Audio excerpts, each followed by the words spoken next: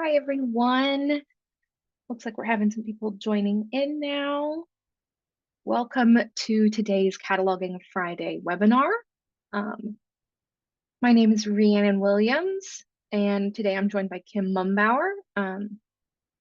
Kim is a product manager here at TLC, and I'm a product owner, and we both focus on cataloging and workflows and item metadata, title metadata, and all those sorts of fun things.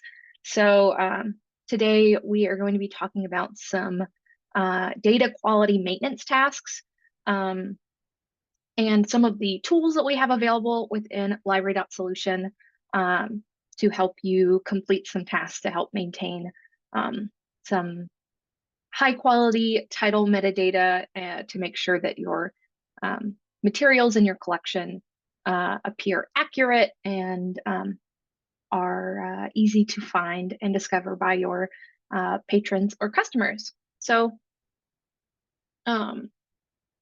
these tasks that we'll be talking about today are all to help improve the search and discovery of and the experience of both staff members and as well as those external people accessing it, like patrons, students, or customers. And we actually have a document over here on Cataloger's Corner here on LS Community that details all of the reports I'm showing today, both in the 5X environment, and it also lists out all of the comparable 4X reports. I'm going to go ahead and share the link to the document in the chat here. And as we go through all of these reports and talk about all of these different maintenance tasks and things that I'll be demoing today, please feel free to leave any questions or in the Q&A panel. And if you have any words of advice or any maintenance tasks that you complete that I'm not covering today, or any tips or tricks you'd like to share with fellow catalogers, feel free to leave those in the chat. Kim and I'll be looking at that, and then we will have some time at the end to answer any questions. So I'm going to, just as a brief mention for all of these different maintenance tasks that I'll be covering today. The ones that we have all been compiled either by TLC staff or from great input and insight from some catalogers at TLC libraries. But before we get into that sort of like nitty gritty into each of these reports, I want to talk a bit about the maintenance schedule and when you should be doing these tasks. And I want to say, I use the word should very lightly because every library has different title metadata and different staff situations, and there's only so many hours in a day.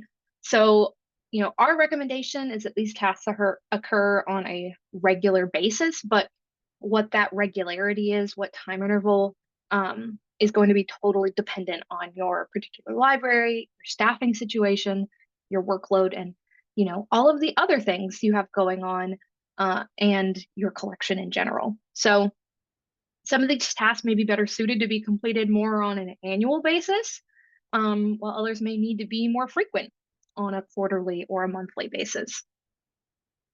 So that's just a little bit of a preface on what the time frame on which some of these should be completed. But again, there's no hard and fast rules on any of these. So just check, try to complete these as you can if that's something that is within your means and within your schedule availability. But this here on Cataloger's Corner, this document, if you want to access it again, is here on LS Community, and it's available down here under our best practices. And we have a bunch of other great resources here on best practices in regarding to authorities and cataloging different types of particular media and some critical cataloging and things. But this data quality maintenance task for catalogers document is the one I'll be referencing here today. And take a look at that one. So this is this document, and it goes through all of the different reports we have here. And it lists out both the where to access it in LS2 reports for 5X, and then if there's any particular workflows in either staff or in cataloging, they're listed here, as well as the 4X LS2 reports are here as well. So I want to start out here talking about the first type of a cleanup task I'll be talking about today is the removal of expired e-resource titles. So this task is important to make sure that if you are loading any vendor records from, those e-resource vendors like an Overdrive, a Hoopla, any of those sorts of vendors, you want to make sure that any of those that you no longer have access to are pulled out of your catalog. So patrons aren't looking for these titles and then just can't access them.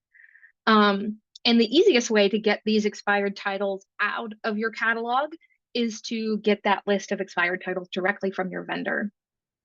These usually come in on a monthly basis. That's what I've experienced from at my previous work experience working in a public library, where I was getting in expired MARC record files from our vendor. And then the cataloger can either find those records within LS2 cataloging by the control number and searching for them, adding them to a title space and deleting them. Or if there is a large number of them, you can always submit a support case for a batch process to be run for those to be removed from the database. So in the instance in which you cancel a subscription with a e-resource provider and need to delete all titles associated with a vendor, there is a really easy way to do that via LS2 cataloging, and that's with our advanced search option. So I'm going to come up here to advanced search within LS2 cataloging. And we have the option, two different e-resource item searches. We have the e-resource item URL search. So that's how you can find a very particular e-resource item by that URL that's in the title record. So you can find all of those items. This is helpful if you need to remove like one specific location for a particular item, or we can search for all items associated with a particular vendor. So I'm going to go ahead and search here for all of our titles that are available from Hoopla, for, just to say if we cancel our subscription with Hoopla and we need to remove all of those out of our database, we can do so. So this particular type of search is going to return all of the items here first, but I can come over here to titles and we can select all of these titles, and we can export them if you want to have a MARC record export of these, if for instance, if you just want to hold on to them for some reason. And then we can also add them to a title space to then batch delete them using those batch actions within a title space. So very easy way to find all of those records associated with a particular associated with a particular vendor to then remove them out of your catalog. So that's one of the workflows for finding those e-resource records. But we also have a couple of reports in LS2 reports that can be helpful for reviewing e-resource titles.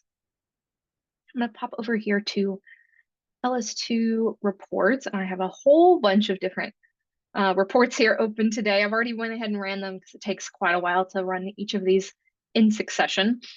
But this particular report is e-resources by vendor, and all of the reports I'll be showing today are available. I'll show you where they live here. They're all available here under our team content, titles and items, or items and titles, and then lists. And they all live in this section down here. And there's a bunch of very helpful wide variety of different types of reports here. I'm going to pop back over to our e-resources by vendor report. And this report allows you to select a specific location as well as specific vendors that are generated when you select that location. Or you can choose to select all locations and all vendors and get a report back. And you can also filter these by date as well. And so this does list all of the vendors, the titles, author, format, publication year, as well as that date added here. And as with all reports and LS2 reports, these can be saved in different formats. So these can be saved as like an Excel or a CSV for you to be able to open this up in a spreadsheet form and then be able to mark these out as you go through it if there are many of them that you need to be reviewing.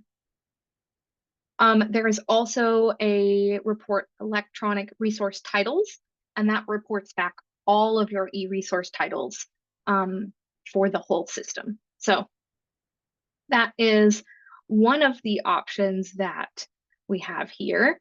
And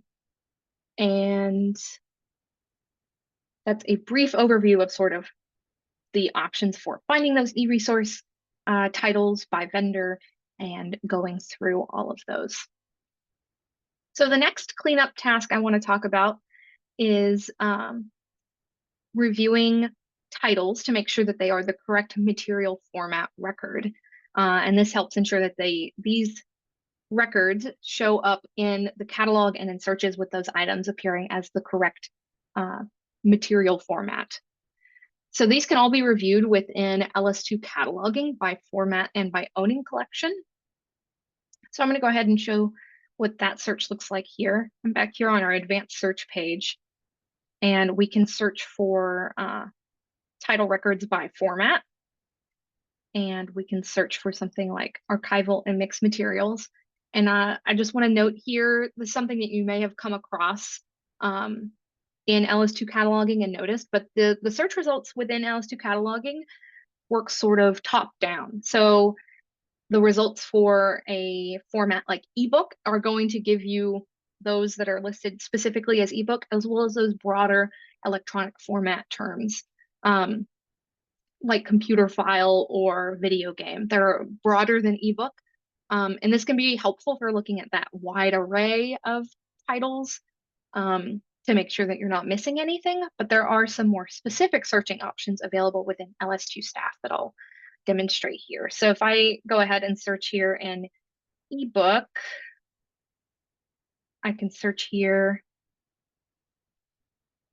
for titles. And yeah, so we have ebook, but we also have e-resource and computer file. So that it gives you a broader scope of all that are within that broader, more general format term. But we also have some more specific searching within LS2 staff. So here I am in LS2 staff. I'm going to come up here to lists and actions and come to items. And from the search type, I'm going to select format, add that to our search option. And here we have both generic formats, which is what I was talking about, where we have sort of e-resource, which will list those e-audio books, electronic resource, computer file, that broader search like what LS2 cataloging does. But then we also have specific formats where you can search for just those format records that are book on CD, for instance, rather than audiobook and e-audiobook and all of those together. So I'm actually going to do our generic format search here for archival mixed materials. Let's see what we get back here. In my experience, I've found that this searching archival mixed materials can be a great place to start, because you may find particular items in here that are not quite that are cataloged not to like current standards. So previously, I know a lot of cataloging was done for these sort of odd library thing type items, like microphone mixers and flash drives and PA systems. They were cataloged under archival mixed materials in the past. But oftentimes nowadays you want to be, it's recommended to catalog these as an object. So you can go through all of these, but maybe for a particular instance or for limiting how they show up in PAC or something, maybe they're archived in this particular way. But when I was searching through here, I did see this particular title here that's like a Shakespeare in American Communities, showing as archival. So I wanted to investigate this one a little bit further. When I pull up this particular title, I do see that it has the shelf location of kit, and it's within a kit holdings code. So that tells me I probably want this to be cataloged as a kit format record. That is one of the ones that are available to me. So I might want to go ahead and take a look at this one. And so once you find one of these within LS2 staff and you want to check it out within cataloging, you can click the view to cataloging link within the more drop down. And that takes me right to this title. And I can come down here and check out some more of the title data so I can see if there's anything here. And looking at the physical description, I do see it is definitely a kit with a bunch of different types of materials in here. So I may want to go ahead and change this over to a kit rather than an archival mixed material. It just kind of depends on your collection and your cataloging policies and whatnot. But for my library, I would want to have this cataloged as a kit. So I know I want to change this. So I can go ahead and add this to a title space, and I am fairly certain I have this one already in my title space. I do. So I have my local title here. This is the one that's our archival mixed material. And then I can also search for a new copy of this one using our find a better or a match again option. So I've done that already here and I've pulled in another one, but I'll show you what that looks like. So for our local title here, we have under the more actions ellipses button, I can choose match again. And so it's going to auto generate some of those search terms up here. And the one I know I don't want to search for is archival mixed materials. I want to find this particular kit of materials, but I want it to be actually a kit format. So I can come over here to ITSMARC or any of the other Z3950 sources, and I can see there is some that matches all of this same information and is a kit format. And I can review those here. I see, yes, that's exactly the information that I would like to have in here. And it's got all that contains titles for all of the DVD and CD that's within here. So I can choose to select this title and it's going to add it to my title space. And so that one has now been added. But in this current version of, well, this one's in this particular internal environment's in 5.7.5. Something coming in 5.8 is when you do match again on a local title in a title space. Currently, it's going to boot that local title out because it thinks that you want this new one instead. But in version 5.8, that local title is going to also stay there. So it makes it a little bit faster to do this compare and move items option. But I do know that I want this one. I want my local title back in here so I can compare and move my items over. I'm going to come back here. I'll just copy this title in, search for my title, and then get my local title record back in here. So I have my ITSMARC kit format record here, and I have my local archival mixed material format record here. And from my batch actions, I can come up here and compare the two of them together. And so this is my kit that has no items on it. And I want to move my item from my archival mixed material record over there. And this also has like a bunch of other great information in here, which is very helpful for my patrons. And I can go ahead and move my items. And since the archival mixed material title record doesn't have any items, I can go ahead and delete it. And so that takes another thing off my list. So is a very useful tool here to be able to move over an item. So now we have our kit item in the kit collection on a kit format record. So that's a little bit of the workflow for finding those wrong format titles and changing them over by matching again. We also have one of our very high priorities coming in the near future is working on some change format options available within LS2 cataloging. So we're very excited to get those going and available to you hopefully soon. So another thing I want to mention is that there is also a custom report of item listing by format that can also be requested from TLC support. And that can help with the finding of titles that are a wrong format, or this can also be something run after you're changing all of those records to help review them to make sure that you've got everything changed that you want to. So if you would like that report, just reach out to TLC support. So I'm going to go ahead and hop into a title record here quickly, just to show sort of the display of this next, how it looks here in LS2 cataloging. But this next task is to find those titles that have incorrect non-filing indicators or a wrong sort title. So what we call it a sort title for library.solution, which is an option within LS2 cataloging to identify titles that start with an indefinite or a definite article, and that's in any language. And that this helps with the sorting and indexing of titles, so that this particular title, A Reward for Josephina, is actually sorted by the R and with reward rather than by A. You know, we don't want this all the way up top here with our ABC books or A for alligator. We want this down here with all of the titles that start with an R.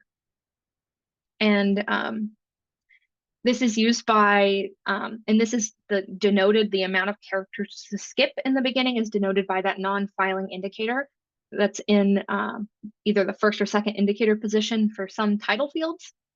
And this is used by that software to skip over those characters when indexing or sorting them. And this is kind of a holdover from some older searching algorithms that had a hard time with those initial articles.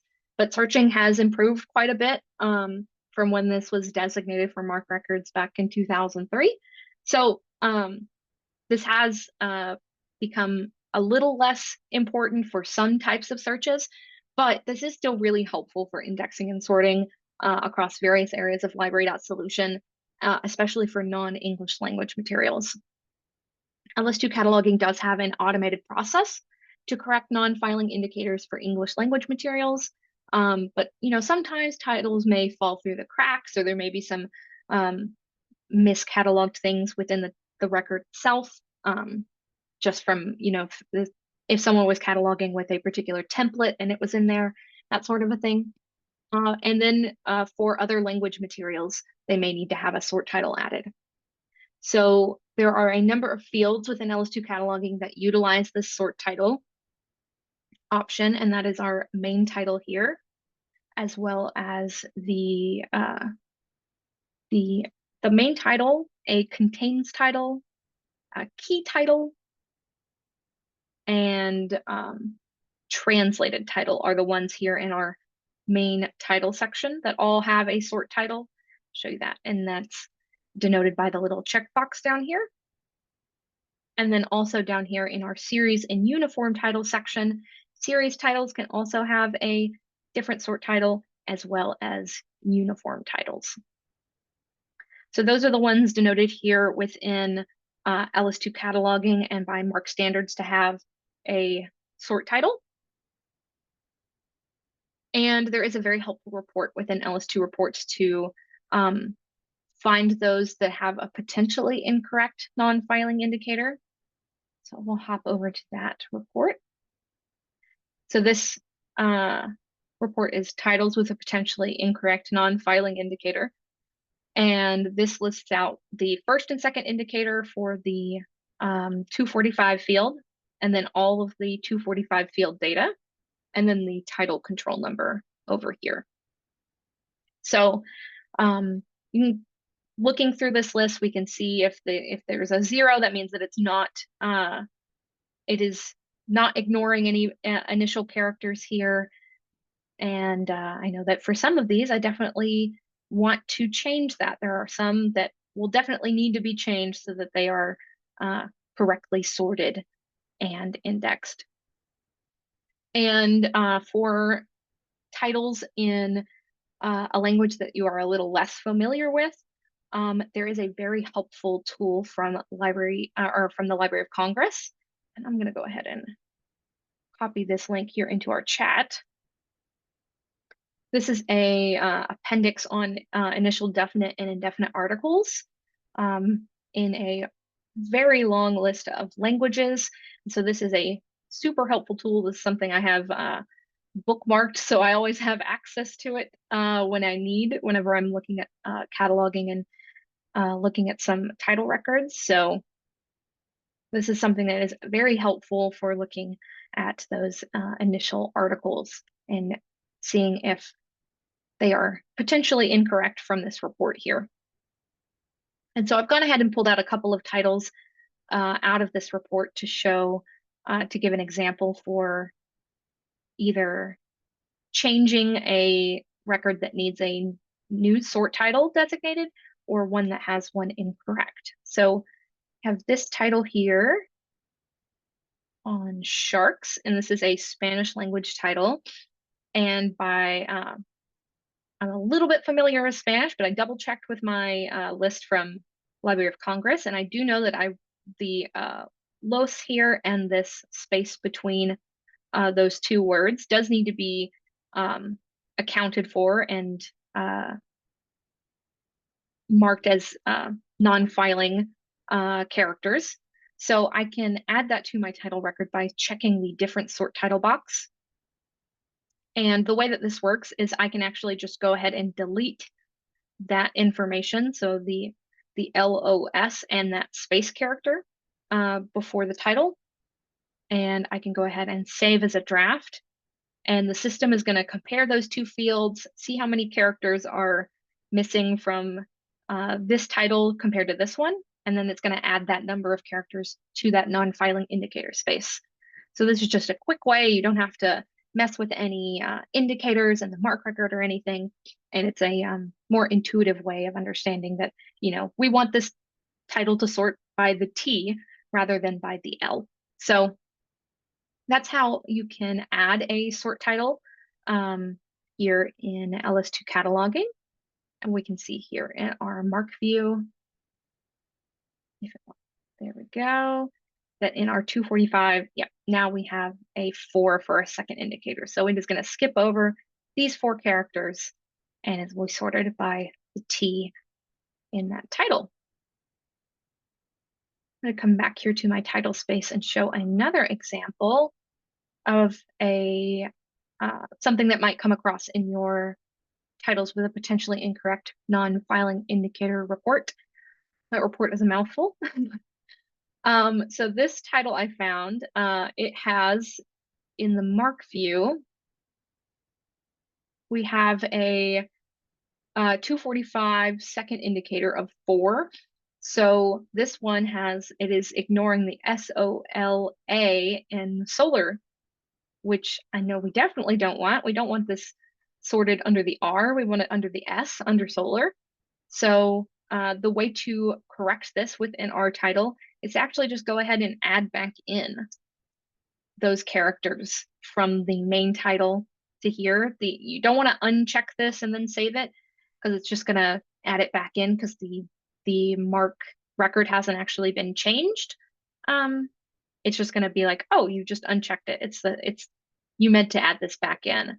But if I add back in those characters into this text box here with different sort titles still checked, that system is going to do that number check, like check to see if there's any differences in characters here. It's going to say, oh, they're exactly the same.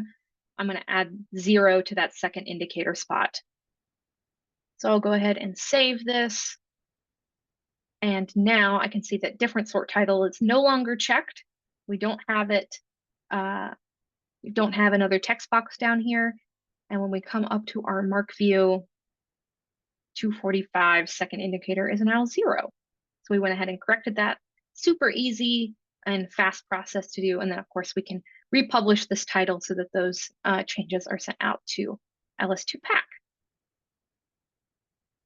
So that's a brief look at the changes for different sort title and how to interpret that report in LS2 reports and some of the workflows for changing those titles within LS2 cataloging. And the report system titles with a field number can also be run for all of those other fields, like the uniform titles or series titles, to check for their non-filing indicators. The titles with potentially incorrect sort titles report only runs on the 245, but that system titles with a field number can be run on any field that you designate. Steve, great question. I see that you asked about the alternate title in the last example, so we'll go ahead and hop into that one. That is a great thing to note. So here in the this title, we have our alternate title of The Way Cool Game of Science. And this alternate title is mapped to the Mark 246 field. And this is a field designated by MARC standards that does not have a sort title. So RDA and MARC standards say that this initial article should actually just be removed from this title field. So I can just go ahead and completely remove that from my alternate title. And this is also an approach you can take with your main titles as well, or any of those titles that have a sort field. It's totally acceptable for RDA standards to just remove initial articles from any of these titles when you're cataloging them. If that sort of fits your collection and your customers' needs and your cataloging standards, you can totally do that. So we would just remove that initial article entirely. And that rule kind of goes the same for any of these other title fields that don't have a sort title option here. You can just go ahead and kick out that initial article.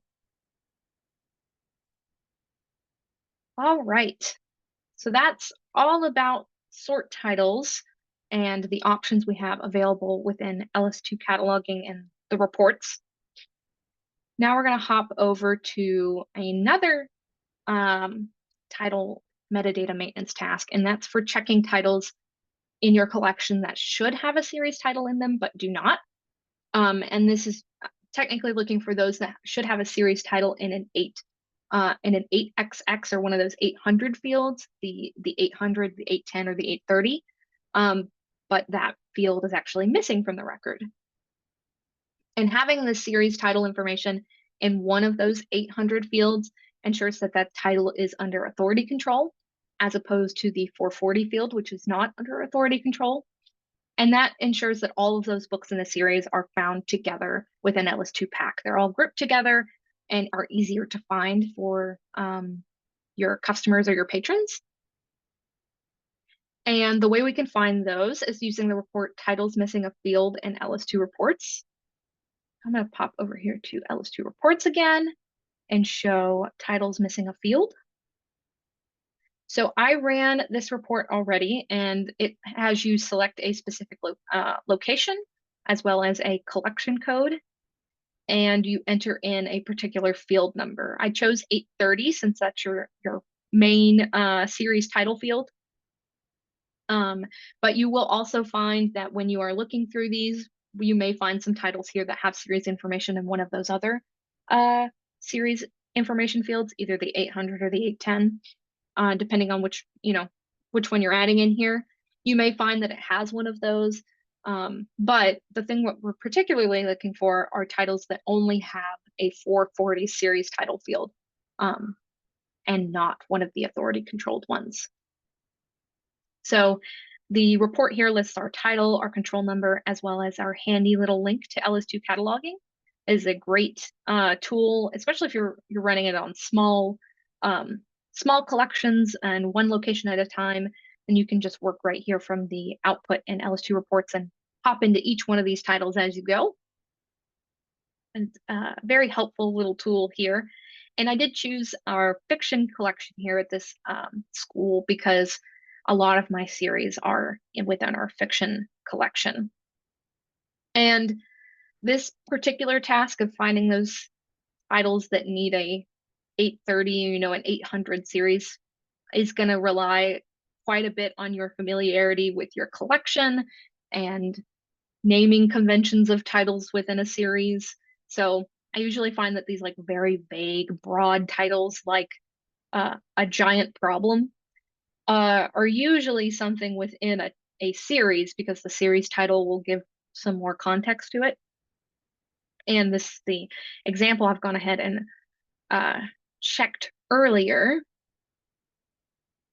So if I come in here to our title record, let me see here. We do have a series title, and it is popping up here. See, you've got Beyond the Spiderwick Chronicles, one of my childhood favorite series.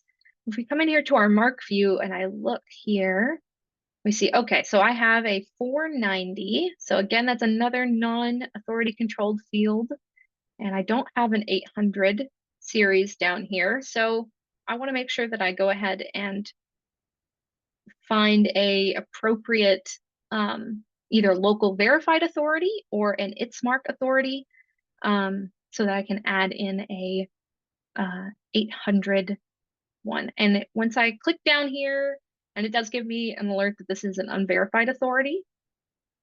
And so I can either look in my local one here, but ITSMARC went ahead and immediately pulled up the Beyond the Spiderwick Chronicles, which is great.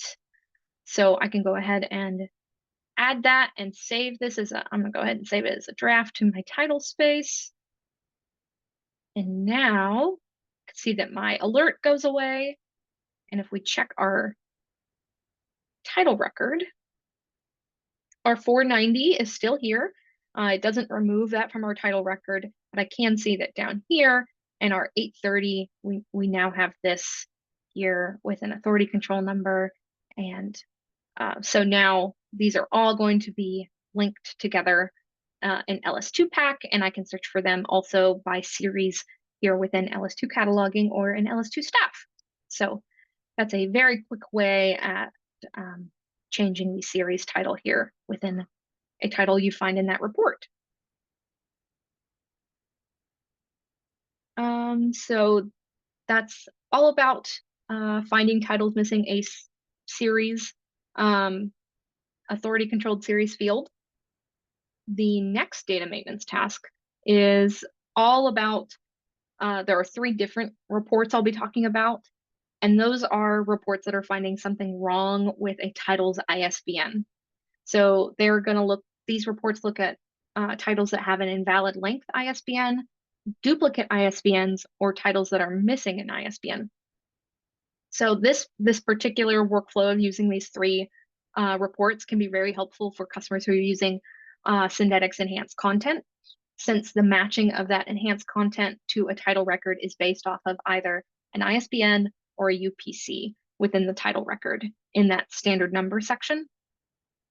So if a record has an invalid length ISBN and it's the only ISBN in the title, or there's no ISBNs at all in the title record, the system can't match on any of that Syndetics enhanced content or any book jackets or anything like that. So the first report is the invalid length ISBNs report here from let's see, yes, system titles with invalid length ISBNs. And so this is a system level report. So this is going to pull in all title records across the system. And this is an internal environment. So we've got lots of testing records here just to make sure that things appear correctly or incorrectly as we need them to. But I do see I have this title here with the control number, the ISBN, the title, and the LS2 cat link. I do see I have this big, long ISBN field here, and it looks like that maybe there's a space missing in here, so that's why it's coming up as an incorrect link. So I can go ahead and hop into LS2 cataloging to check this out to see what's going on. And when we come down to our standard numbers section of the title editor, we do have the highlight here, and we have our little alert saying an invalid standard number. You can see that, yep, it looks like I'm missing a space here. And so it's thinking that this whole section is the standard number.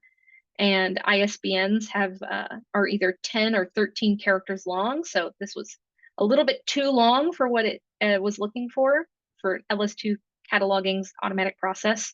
You know, it's looking for 10 or 13 characters, but there were too many and it didn't know where it should stop. So it went ahead and flagged this in our system. But I can go ahead and add in that space, or I can easily just, delete this qualifying information, or in the release coming soon of 5.8, there's a whole different little section of the standard numbers to add in qualifying information that'll kind of streamline this process a little bit. But I can go ahead and save this as a draft. It's already in my title space, but I went ahead and saved it.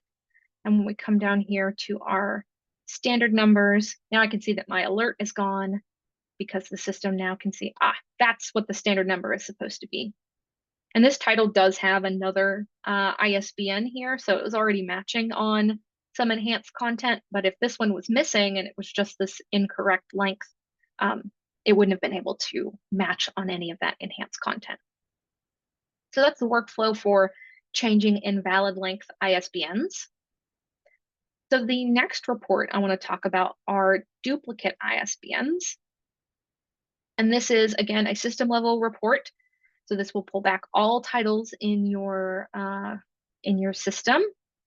And this reports the ISBN as well as the title control number, and then location and item barcode for all those items associated with that title, and then the title of the record itself. So it may look like there's a whole ton of duplication here, but there's actually only 2 title records associated with this ISBN. It just also gives all of the item information, which can be helpful if you're wanting to just like move everything over to the record that has the most items for some reason. So that is something to note with this report. And something else I want to mention, if it wants to load my next page. You may also come across some instances of the same ISBN being used for the same book, just published by 2 different publishers, like a Macmillan Encyclopedia of Dinosaurs and the Simon & Schuster Encyclopedia of Dinosaurs. They're the exact same book, but published by 2 publishers or distributed by 2 different distributors, and they're essentially the exact same book by the same author with slightly different titles. So, it can be up to you on how you want to handle those particular oddities, but I went ahead and pulled out 2 titles here. We'll just let this keep running here in the background. I went ahead and pulled out 2 titles in my report, this Invisible Stanley here, and my other one that I found in my report. And I'm going to go ahead and compare the 2 of them and take a look at them. So I've got, 2 different ones, and I can see that this particular title has a more up-to-date national authority record. It's got, the correct date information here. It also has more items associated with it. That doesn't always mean that it's the one you want, but can oftentimes mean that it can be helpful in helping decide which one to retain. This also has more note information, and the physical descriptions are nearly identical, and they have the same publication info. So I think these are probably the exact same book.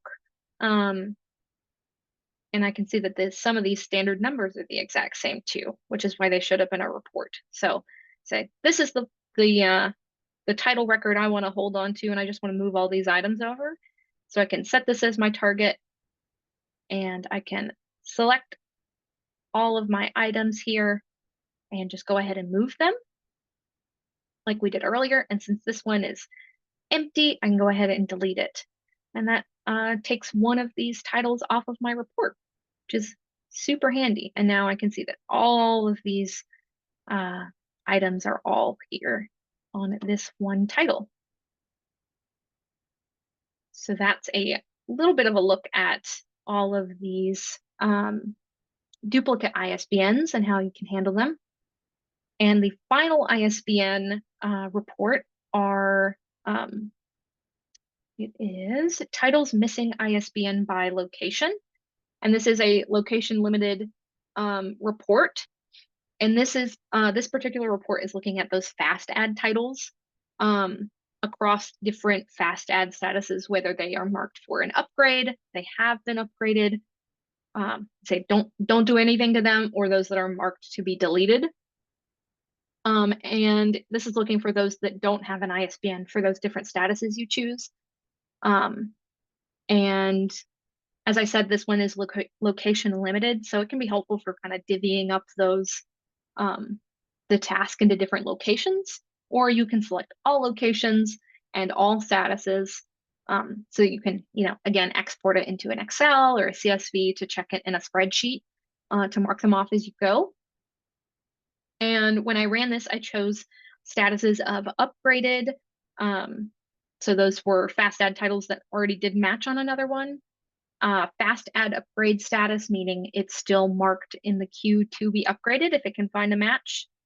And the do nothing. So those that I marked that, I don't want it upgraded, but maybe I'd want to check those anyway, just in case. So, and I did not include those that were marked to be deleted, like a interlibrary loan record. And again, this is another report here that has links to LS2 cataloging, which is very helpful as a feature I love very much. And I'm going to go ahead and I pulled out a couple of titles here already, so I'll pull those up here in my title space. And the particular one I found was this Butter Battle book by Dr. Seuss, and it was listed as a music format. Thought that was a little bit odd. And I can look here at my physical items and I see that this is a video cassette. I've got a VHS. So I think that maybe this one's not quite correct. But again, since this is a fast ad title, there's not really any information in here. But I did a little bit of digging and deselect all of those. Did a little bit of digging and I did find a ITSMark record using that same workflow I showed earlier with match again and then adding it back in to find another title record for the VHS. And it's got a lot more information, including a summary and some genres and all of that matches on all the same information. And this one also does include an ISBN and a UPC here. So I can choose to have this as my target title, select all my items, and go ahead and move them again. So that's oftentimes a lot of this cleanup of making sure that you've got, you don't have title records in here that you don't need, cluttering up your space. So that is a quick look at using the titles missing an ISBN for those fast ad titles and checking those all out. And we are coming to the end here where I have one more data maintenance task and one more report to show you. And that is the report of system titles without items. And this is a report that is date limited. So again, it's a system level report. So it's going to run it for all of your titles in your database, but it is date limited. So you can choose to only include items or titles added before a certain date. And this current iteration of the report in 5.75, 5.76 does include e-resource titles that don't have physical items on them, but the report's product manager on the schools team, Faith Gillum, has done some really great work for the version 5.8 update to this report to exclude electronic resource titles, serial titles without items, and any titles without items that have a title level hold. So, you don't want to delete those that have a hold on them, but don't have items on them yet. So she's done some really great work to update this report in the upcoming version. And we also have in the works a version to find system titles without items right from LS2 cataloging as well with those same parameters. So, but using the current iteration of this report, it displays the control number for the record, the title, and then the date added to the system, as well as our handy little link to LS2 cataloging. And so we can go through here and work off of this report using the LS2 cataloging link, but because this is a system level report, and this current iteration does include those e-resource titles, it can be quite big. So again, you can run this to be saved to a spreadsheet or something like that to check them all out. And for instance, if I go ahead and check out this first title here, hop into LS2 cataloging and see that, this book is from copyright in 1997. I don't have any items on it. It was added quite a few years ago. It seems like it's prime for being deleted because I've already weeded out the item that was on this title. I can just go ahead and delete titles and items. Go ahead and delete it. Or I can also add it to a title space and then batch delete as I go as well. So that is a very fast look at all of these different reports and some of the workflows for these data maintenance tasks and everything. We've got some data maintenance tasks related to title metadata. We do have an upcoming session on some data maintenance tasks for items, weeding, and inventory. That next webinar is in 2 weeks with Kim on January 24th. And so that will be talking more about the more item side and weeding and inventory and everything. But that sort of wraps up my discussion of our title metadata maintenance tasks today. Do we have any questions so far?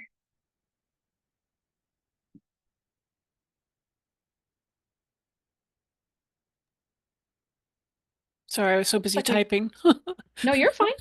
Let me check QA again. I haven't looked in a bit. Oh, here we go. There is a question. What is the best way to find expired e-resources like ebooks that are not by vendor but individually? You kind of showed it, but you might want to kind of repeat it just to clarify. Yeah. So if you have them individually, if you have one particular e-resource, if you have the URL for the particular e-resource item and you want to remove that, you can search by e-resource item URL and enter the URL here that's included in the title record. But another option is if the vendor has given you, all of the title control numbers, for instance, for those titles, you can also search by control number and search for that title, and it'll pull up that exact title that matches it. I don't have a control number handy on me, but it does pull back that one particular title. And since only one title is linked to a control number, it doesn't give you a results list. It's just going to go ahead and automatically open up your title. So speeds up the workflow a little bit. Laura's now asking, Laura, she's the one that asked that question. She's asking again a follow-up question. What if you don't have control numbers from the vendor? It can depend on what information the vendor's giving you. If they're giving, titles to them that need to be deleted, then you can also search by title. Just kind of depend on the information that the vendor is giving. Do you have any other tips, Kim? We have talked about adding a field to the electronic item in LS2 cataloging that's for the expired date. Then we can set up an automated process, but we haven't done that development as yet. But that's something to think about. Surely your vendor can give you a list of expired or current titles or, yeah, gosh, that's a tricky one. Except maybe to ask the vendor for a list of your current titles and then see if those, I'm not sure how you could find that. Yeah, I'm not getting anything new. Nothing better, except to hang on there. Yeah, the management of those electronic resources is can be tricky. I know So, some catalogers or customers, mostly catalogers, they put the expired expiration date in a note in the title record, mm, like in a note, I think a local note maybe, or somewhere where they can do a search and retrieve it. And then that way they can get a listing using a report of all those titles that have that expired date. And then they can manually delete them that way. That's one option too. yeah. And you can add And an idea. Please add an idea to LS Ideas saying, I want to be able to have an expiration date in my e-resources. yeah, for So, sure. That would be a great idea. Because we prioritize the things that customers want to see. So we have a lot of interest, we'll definitely bump it up the list. Um, I also saw a question in here from Margaret that yeah, yeah, go you're ahead. right, Margaret. Yeah, that the titles without items in advanced search is something that's coming in 5.8. So not available yet, but will be here shortly. 5.8's just about to go to early adopter testing. We're getting kind of geared up for deciding who wants to be an early adopter and see if they're willing to start the testing. Yeah, So it's we're very coming. There'll excited. be an announcement. Don't worry. When we release it Hmm. to everybody, you'll see it, the announcement. Yeah, and Uh, we'll also have some webinars and yeah. things in the future too, covering a lot of the changes that are coming because there's a lot of very cool changes coming to LS2 cataloging and all areas of library dot solutions. So it's a Rhiannon's written big a lot of release. blog posts, so there'll be a whole slew of blog Yes, posts there coming out talking blog about all the posts great and stuff. webinars and Yeah. short videos, all those sorts of things. So lots of reference material. There'll be All some right. changes, but they're for the betterment, the good. They're Yeah. make data entry a lot easier, protects data from getting corrupted accidentally, things Mhm. like that. That's it so Yeah, far. I don't see any other looks questions. that looks like it's it. If you don't have any other questions, then I guess we can adjourn and you guys can get a couple minutes back. Thank you everyone for coming. Again, we have another webinar in 2 weeks on the 24th on the maintenance tasks for items, weeding, and inventory. So be sure to check in for that and also keep your eyes peeled to your email. I should be sending out a little bit later today our survey for webinar topics for 2025. So we are very much looking forward to hearing your input on what you would like to see Kim and I talk about cataloging in the future. So we want to hear what all you are doing, or what you have questions about, or anything you'd like some more clarity on in the near future. And again, we'll be also covering the new things coming in 5.8, but any other workflows or questions you may have on different things within LS2 cataloging, we'd love to hear it. So that survey will be going out later today, and the recording for this webinar will be available hopefully later today as well. Yep, hour or so. Yep. All right. Thank you, everyone. Thank you. See you next time. Yep. See ya.